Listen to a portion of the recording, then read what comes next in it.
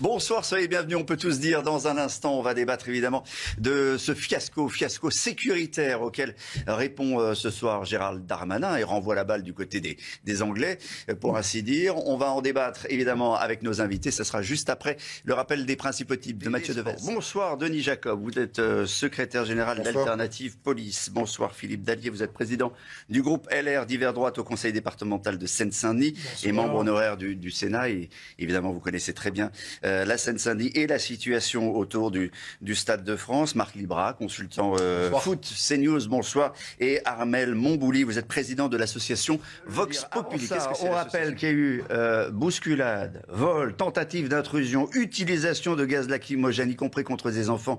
Ça s'est passé donc samedi soir. On le regrette, dit ce soir Gérald Darmanin, on le regrette. Mais sans les décisions prises par le préfet de police de Paris, Didier Lamant, il y aurait eu des morts. Ça, c'est le premier point qu'on va commenter. On va d'abord écouter Gérald Darmanin. C'est parce que nous avons une tactique de maintien de l'ordre qui, je crois, est proportionnée, qui a permis d'éviter ces morts et ces blessés. J'ai dit dans mon introduction, monsieur, qu'il y a eu effectivement des femmes, des enfants qui ont connu des gaz lacrymogènes lorsqu'une partie d'entre eux, avec d'autres supporters, dans une foule très compacte, s'est bousculée soit contre les cordons de CRS, soit contre les grilles. Et que pour relever, si j'ose dire, de l'espace afin que les gens ne meurent pas écrasés, il a été fait l'objet effectivement des gaz lacrymogènes. Moi j'ai l'occasion de dire tous mes regrets, le préfet de police l'a également fait publiquement, pour ces personnes. On va poser la question à Denis Jacob, je rappelle que vous êtes secrétaire général d'Alternative Police. La question des gaz lacrymogènes. Encore une fois, je le dis, en Angleterre, c'est très choquant parce que lorsqu'on est confronté à ce genre de situation autour des stades, la police ne l'utilise pas. C'est pas la méthode utilisée par les policiers anglais. Moi, je ne vais pas ouvrir le débat polémique entre la police anglaise, la police française, d'autres polices. Bon, enfin, en tout cas, on a utilisé des gaz lacrymogènes. On peut très bien parler de ce qui s'est passé à Wembley en 2021, avec toutes les violences qu'on a connues. On peut parler aussi de la technique d'intervention de la police anglaise avec les chevaux et des bâtons pour charger les manifestants. Bon, voilà, chaque police a sa méthode de lutte contre les troubles à l'ordre public. Nous, on a différents moyens d'action, notamment celle de repousser des foules avec du gaz lacrymogène. Il faut faire la part des choses. Tout d'abord, moi, je tiens à rappeler que mes collègues ont très bien fait leur travail dans les conditions telles qu'elles ont été au Stade de France, c'est-à-dire des conditions abominables, avec une organisation catastrophique et une conjonction d'éléments qui a fait, pour reprendre l'expression d'un Anglais qui a témoigné, qui a été un joyeux bordel. Voilà, je pense qu'il ne faut pas se voiler la face. Ça a été un bazar indescriptible et nos collègues ont dû faire face à cela dans les conditions qui étaient les leurs. Et il s'agissait en l'occurrence de fonctionnaires qui étaient là pour lutter aux troubles à l'ordre public et notamment contre l'hooliganisme. C'est pour ça qu'ils étaient là. Donc il y a eu des mouvements de foule et notamment des mouvements de plusieurs centaines d'individus, des petits voyous. On pourra en parler peut-être plus tard. On va en parler. Mais qui ont voulu franchir les barrières pour entrer dans le stade de manière illégale, sans billet. Et donc, les collègues sont intervenus, ont fait usage du gaz lacrymogène. Mais le gaz lacrymogène, avec potentiellement du vent, ça se répand partout. Il y avait une foule compacte de supporters, je le rappelle, pacifiques. Donc, voilà. Moi, je ne vais pas mettre dans le même sac ces voyous et les supporters. Alors, il y a eu femmes, enfants, hommes qui étaient là pour entrer au stade et qui ont malheureusement été, entre guillemets, les dommages collatéraux de possesseurs de billets, non possesseurs de billets, etc. Oui, on pourra en parler aussi. Il y avait absolument tout le monde. Sur un parvis, à l'entrée d'un stade, c'est pas la police normalement qui gère. Non.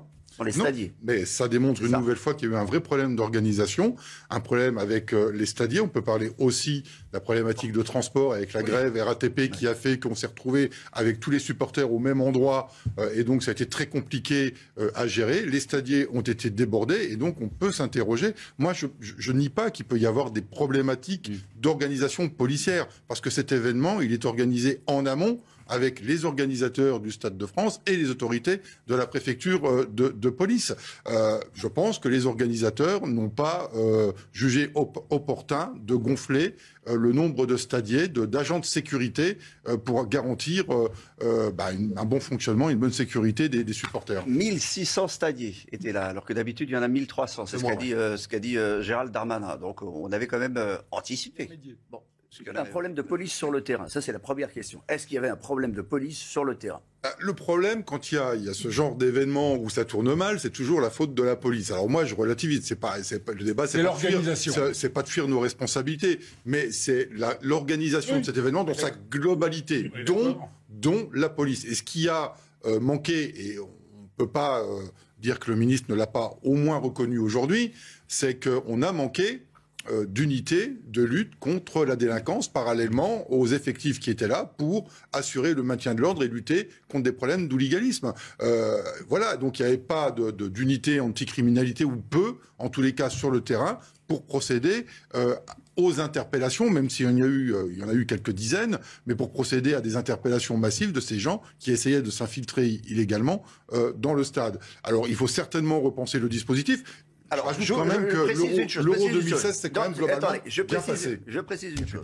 Voilà. Il y a un moment où il y avait plus de personne. Il y a clairement un problème de stadier, d'agents de sécurité. Je rappelle que dans l'enceinte du stade, c'est l'organisateur qui doit mettre en place son propre service de stadier, de sécurité. La police n'intervient que sur réquisition, comme on a pu le voir à Saint-Étienne, mais la police n'est pas là pour gérer ce qui se passe dans le stade.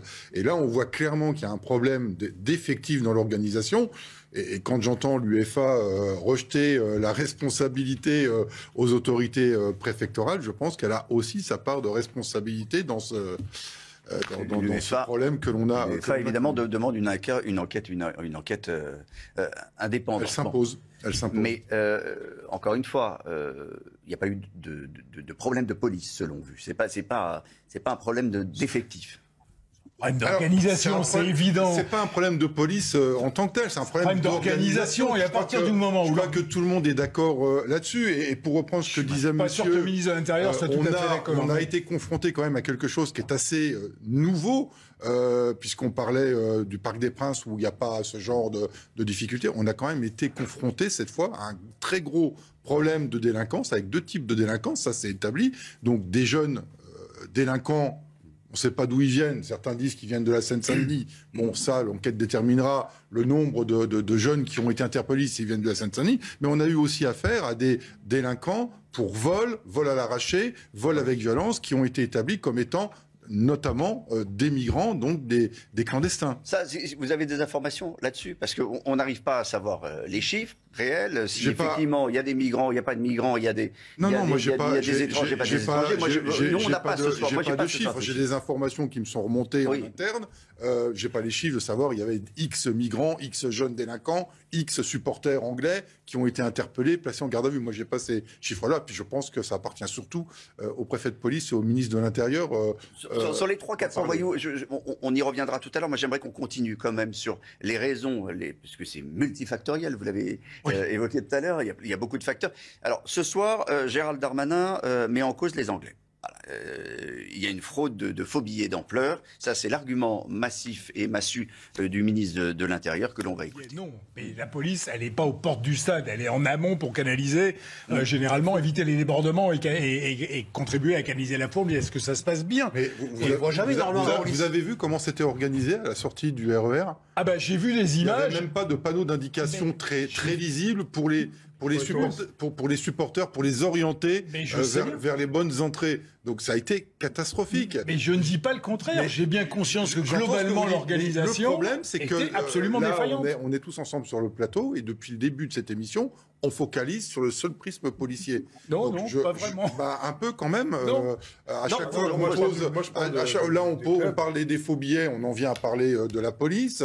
On parle des délinquants qui ont voulu pénétrer. Les policiers sont intervenus pour les empêcher. On critique le fait qu'on est, je dis pas vous, mais de manière générale, d'avoir utilisé du lacrymogène. Enfin, en gros, tous les problèmes qui ont eu lieu, c'est la faute de la police. Donc, à un moment donné, moi, ça m'agace un peu qu'on ramène tout systématiquement au seul prisme policier en disant si ça n'a pas fonctionné, c'est forcément la faute de la police, comme d'habitude. Donc, je rappelle quand même, vous vous inquiétiez tout à l'heure du problème des Jeux Olympiques de 2024. Avant ça, il y aura la Coupe du Monde du rugby en 2023. Et je rappelle quand même, parce que tout à l'heure, j'ai peut-être pas été assez audible pour que ça soit entendu, je rappelle quand même que l'Euro 2016, s'est globalement bien passé et qu'on sait faire en France. Donc il faut arrêter de pointer du doigt systématiquement dès qu'il y a un problème, que tout va mal dans ce pays et qu'on serait en incapacité de gérer des événements internationaux. Non, on se pose la question de l'impréparation, de la dimension, du dimensionnement des effectifs. On peut se poser la question. Au niveau du maintien de l'ordre, l'effectif, c'était près de 7000. Alors, il y avait ceux qui étaient sur le Stade de France et puis il y avait ceux qui étaient dédiés aux fan zones.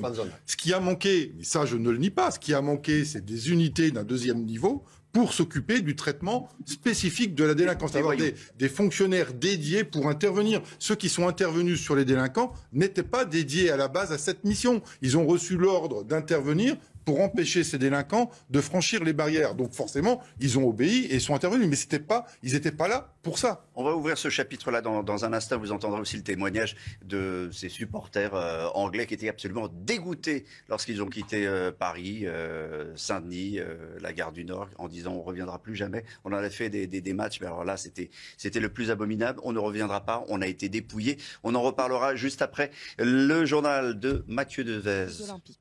Voilà, et en plus de ça, je le disais, 300 à 400 voyous qui étaient là pour piller les supporters. Alors, d'où ils venaient? Est-ce qu'on en sait plus ce soir sur ceux qui étaient là et qui ont regardé ces supporters de Liverpool et du Real comme de véritables proies? Puisque vous l'avez dit tout à l'heure, il y a un nombre de téléphones qui ont été volés, il y a de billets aussi. Hein. Les seuls éléments qui ont été portés à ma connaissance, c'est qu'on avait, d'une part, un certain nombre d'individus qui sont de petits délinquants, des petits voyous. De là de dire ils sont de tel quartier, de telle ville, de Seine-Saint-Denis ou d'ailleurs, ça, moi j'ai pas l'information. D'ailleurs, il me semble que Gérald Darmanin a démenti les propos qui ont été tenus par un autre homme politique sur le fait que c'était que des jeunes de quartier, alors qu'il y a, semble-t-il, aussi quelques Anglais qui ont été interpellés. La seule chose que l'on sait, c'est qu'il y avait deux types de délinquants. Il y avait cette petite délinquance habituelle à laquelle les policiers sont confrontés quotidiennement. Et puis, il y avait cette problématique a priori, de migrants, de ce qu'on m'a fait remonter, de migrants qui sont spécialisés dans les vols simples, des vols à l'arraché, des vols avec violence, vous le disiez tout à l'heure, qui sont venus faire leur marché, à voler des téléphones portables, peut-être des sacs à main. En tous les cas, on a été confronté à ces deux types de délinquance. L'origine de ces jeunes. Vous avez tout à fait raison pour éviter de pointer du doigt telle ou telle catégorie de population.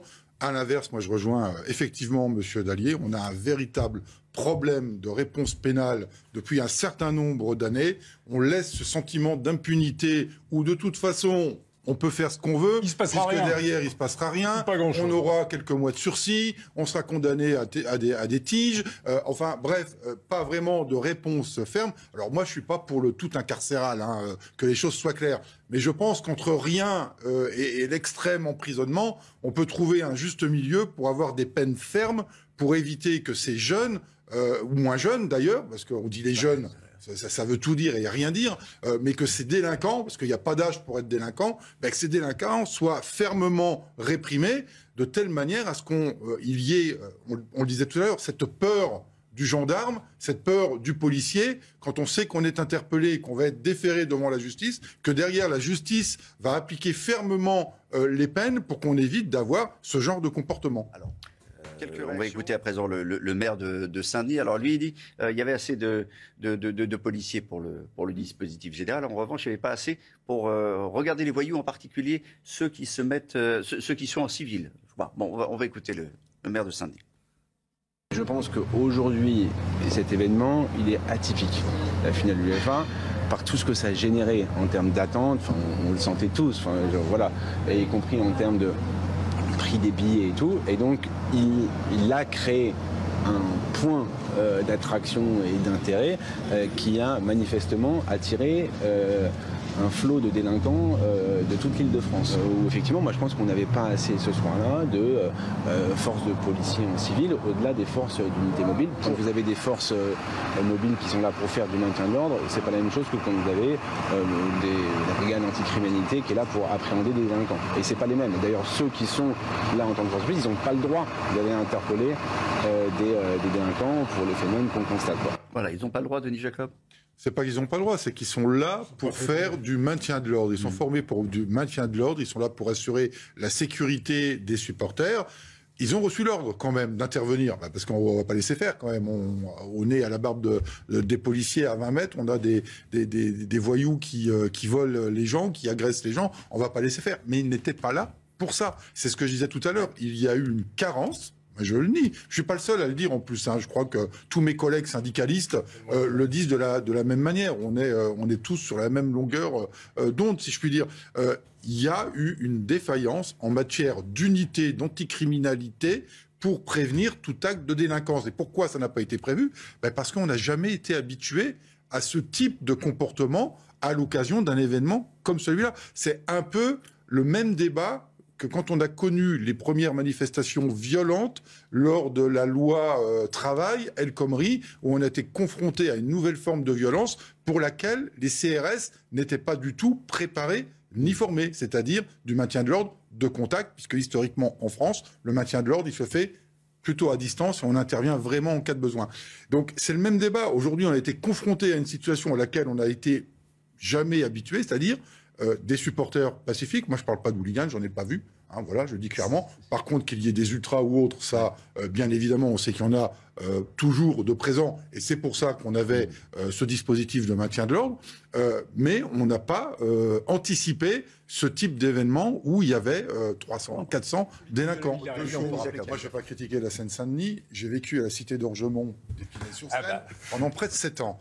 Moi, j'ai jamais eu de problème et tout le monde savait que j'étais flic. Et la population qui vivait là, c'était des gens modestes, qui se levaient de bonne heure le matin pour aller bosser, qui rentraient tard le soir. Donc moi, j'y ai vécu, j'ai jamais eu de problème. Voilà. Après, il y a une minorité qui dérange une majorité. Et moi, ce que vous dites, moi, je vous rejoins, parce que ça fait près de 10 ans que je l'assène à tous les politiques, quelle que soit leur tendance. On ne réglera pas le problème de la délinquance par le seul prisme de la police. Tant qu'on ne reconquérera pas ces quartiers par des services publics, par du social, par une politique d'économie, on ne réglera rien dans les départements difficiles. Et il n'y a pas que la Seine-Saint-Denis. Et je rajouterais l'éducation. Ça commence par l'éducation. Mais si derrière, la police et la justice n'ont pas les moyens de faire leur boulot, on n'arrivera à rien. Et déjà, il faudrait que la police et la justice travaillent ensemble. Mieux ensemble, oui. On verra de quoi écoperont ceux qui ont été arrêtés et qui sont en comparution immédiate. A priori... ça ne sera pas grand-chose. Enfin, on ne s'attend pas à grand-chose. Encore une fois, moi je connais des centaines de familles de toutes origines qui ne cherchent qu'une chose, c'est à vivre tranquillement dans ce département, à pouvoir élever leurs gamins. Le problème, c'est que c'est de plus en plus difficile dans ce département. Ça, c'est une réalité. Et que jamais l'État n'a mis les moyens. Pourquoi c'est de plus éducation. En plus difficile ? Qu'est-ce qui fait que ça a été plus... C'est de plus en plus difficile parce qu'on a laissé les choses dériver et qu'effectivement, les trafics gangrènent certains quartiers. Ça, c'est une certitude. Et parce que les services publics, notamment éducation, police, justice, n'ont jamais été à la hauteur. Voilà ce qui ne va pas. Alors, il y a eu quelques efforts de fait dans un passé récent, mais si vous reprenez ça sur 20 ans ou 30 ans, jamais l'État n'a été à la hauteur. Voilà. Donc, quand vous êtes dans un département... Non, jamais l'État n'a été... Je suis pas tout à fait d'accord avec vous, parce que moi, j'ai connu les années 90 avec les commissariats de quartier, j'étais moi-même îlotier, et ça fonctionnait autrement mieux qu'aujourd'hui. La police était là de manière pérenne, aujourd'hui, elle n'y est plus. Elle n'intervient dans les quartiers difficiles que quand elle est confrontée et appelée pour un problème. Et une fois qu'elle a réglé le problème, elle part. Dans les années 90, on avait des commissariats de quartier, des annexes, et la première source d'information du policier, c'était la population elle-même. Ben moi, écoutez, j'ai travaillé pendant un certain nombre d'années à Villeneuve-la-Garenne, à la cité La Caravelle, qui était à l'époque la cité la plus longue d'Europe. Elle faisait 450 mètres sur 10 étages avec 4 km de cave. Moi, je les ai arpentés pendant près de 4 ans, donc je les connais par cœur. Eh bien, je peux vous dire que au niveau du renseignement, c'est la population elle-même en premier qui était notre source, parce qu'on était au cœur de la cité. Aujourd'hui, la police n'est plus au cœur de la cité. Elle n'y est que sur réquisition, que sur constat d'infraction, que sur trafic de drogue. Mais en dehors de cela, on ne pérennise pas la police. À la demande de qui ? À la demande de qui ? Il y a eu un démantèlement des services publics pendant des décennies, tout gouvernement confondu, qui fait qu'aujourd'hui, la police a le plus grand mal à reprendre pied dans des quartiers parce qu'ils ont été abandonnés et qu'ils ont été pris par la main des trafiquants. Ce que dit Éric Zemmour, c'est la réalité. Non, ça n'a rien à voir. Ça n'a rien à voir. Enfin, moi, je dis pas que la Seine-Saint-Denis, c'est un pays étranger. Vous savez pertinemment que tant qu'on n'aura pas une politique budgétaire d'anticipation dans ce pays, on réglera rien. Oui, ça, mais on peut en discuter si vous voulez. Alors, on en discutera. Il y aura des choix à faire, mais celui-là, il est fondamental. On marque une pause, Oui, on se retrouve dans un instant, on peut tous dire. Et on retrouvera aussi les infos de Mathieu Devez. Oui, mais moi, je suis catastrophé de voir cela. Et le journaliste qui témoigne parle de l'utilisation des gaz lacrymogènes une nouvelle fois, comme pour le Stade de France. Mais c'est préférable. Parce que sinon, c'est du contact. C'est du contact avec ces voyous. Et une fois de plus, moi j'appelle ça des voyous, je suis désolé. Je n'appelle pas ça des sportifs. Ils sont pas là pour un moment festif. Alors on peut être mécontent de la défaite, mais enfin on se comporte pas comme ça. Mais si on n'utilise pas les lacrymogènes pour les repousser, il reste le contact physique avec des gamins, avec des femmes, qui là aussi peuvent faire l'objet dans la confrontation de dommages collatéraux et de coups et d'avoir des blessés. Et fort heureusement, tout comme au Stade de France, alors moi je ne vais pas reprendre les propos du ministre, mais on a évité qu'il y ait des personnes blessées.